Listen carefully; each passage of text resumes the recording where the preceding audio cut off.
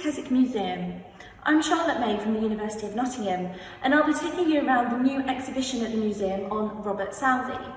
Southey was a really important figure in the history of Keswick, as well as literature generally, so we'll have a chance to have a look at some of the items that are here on display at the museum and provide a bit more information about Southey and his times. We'll also be posting this on social media, so you'll be able to ask us any questions you might have. These could be about Southey, what was his life like in Keswick, could be about the museum's collections too. So don't forget to give us a comment and a like, and feel free to get in touch if there's anything more you'd like to know. People always come to Keswick for images like this. This is a beautiful view of Lake Derwentwater. However, it's really important to note that while Southey was living at Keswick, it was a very industrial place too. In fact, the population nearly doubled while Southey was living here, and things were greatly improved, such as road structures and local technology and industry. The museum here has hundreds of items relating to Southey and his family.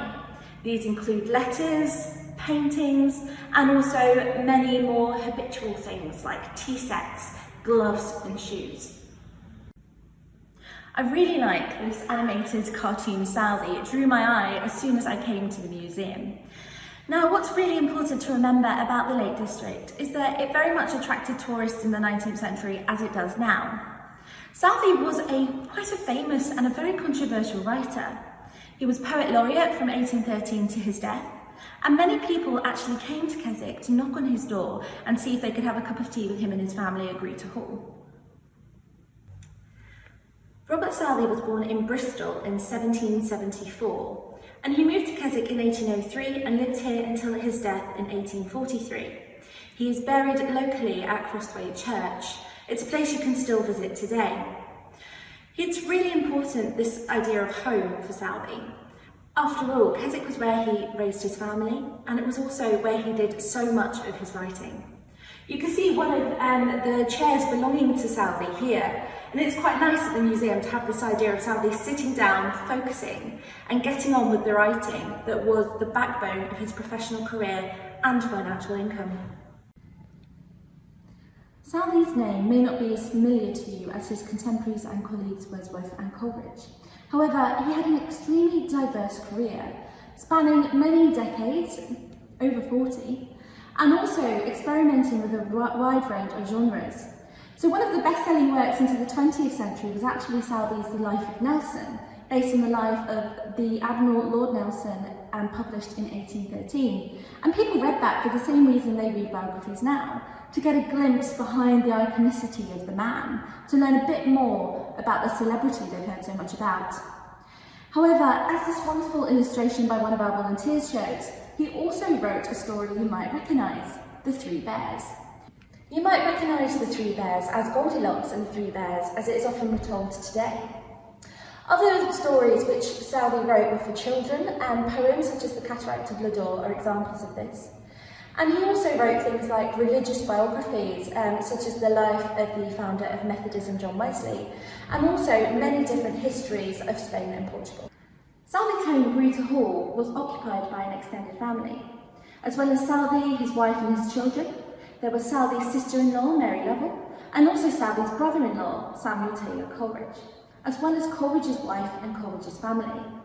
When Coleridge eventually moved out, Southey was financially responsible for the upkeep of the household.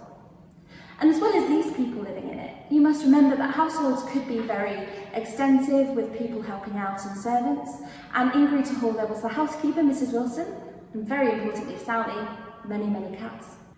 Although Southey's life in Keswick was filled with joy, it was often filled with tragedy too. The Southeys' first child had died before they moved to Keswick in 1803, and 3 of the 7 children born to them in Keswick died in childhood. They're buried alongside Southey and Southey's first wife, their mother, Edith Fricker, in Crossway Churchyard. You may have heard of Southey and his contemporaries and colleagues Wordsworth and Coleridge referred to as the Lake School. In reality, however, Southey, Wordsworth and Coleridge didn't like this title. It was given to them by other people, and it was something that they ardently protested against. The 3 poets had met for the first time in the mid-1790s and had much in common: early radical political views that later moved into a more conservative vein. They also shared ambitions to be writers, yet their relationships were complex, marred with personal and professional rivalry. The burden of looking after Coleridge's family caused a great deal of anxiety for Southey when he was at Greta Hall. Thank you for joining us on this virtual tour, which gives you a brief glimpse into the life of Robert Southey and more information about his professional writing career. To find out more, please do come and visit the museum itself. It would be fantastic to see you. We're also interested in any comments or questions you might have, so please don't forget to comment and do get in touch if there's anything more you'd like to know.